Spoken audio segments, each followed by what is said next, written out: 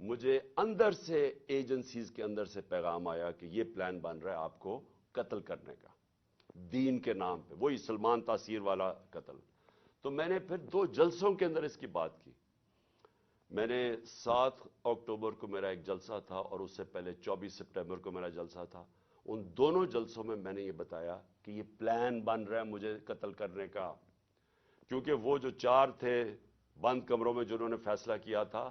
انہوں نے یہ سوچا ہوگا کہ اگر وہ قتل تو ان کے نام آ جائیں گے، لہٰذا انہوں نے اس شیپ پر ڈالا کہ جی وہ دینی انتہا پسند اشتعال میں آ کے اس نے عمران خان کو قتل کر دیا۔ یہ پلان بنا تھا اور ان کو پتا تھا کہ اس سے ان کے اوپر سے اتر جائے گی بات۔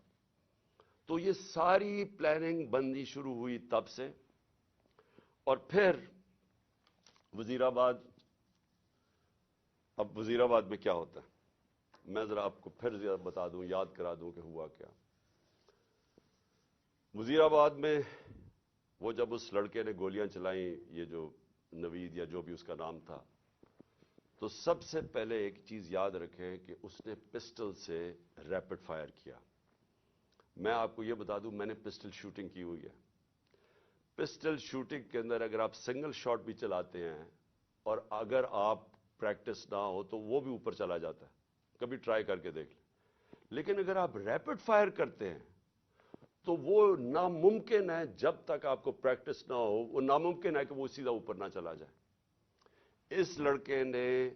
اور اگر وہ پیچھے سے وہ ابتسام ہمارا ہیرو نہ آتا، وہ بھی اللہ نے بچانا تھا مجھے، وہ نہ اوپر اس کے ہاتھ کرتا تو وہ یہ ساری گولیاں اوپر لگنی تھی۔ وہ کیونکہ اس کا ہاتھ لگتا ہے وہ اس کی گولیاں نیچے لگتی ہیں، لیکن اس کا ہاتھ ایسے جاتا ہے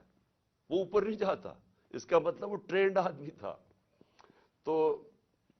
وہ ادھر سے گولیاں آتی ہیں، لیکن جب میں گر رہا تھا میری ٹانگ پہ جب گولیاں لگیں، کیونکہ ٹانگ پہ جب گولیاں لگی میں گر گیا، تو جب میں گر رہا تھا میرے اوپر سے گولیاں، اور مجھے واضح ہوا کہ دو مجھے سنی، ایک اس کا بس سنا اور اس کے اوپر ایک اور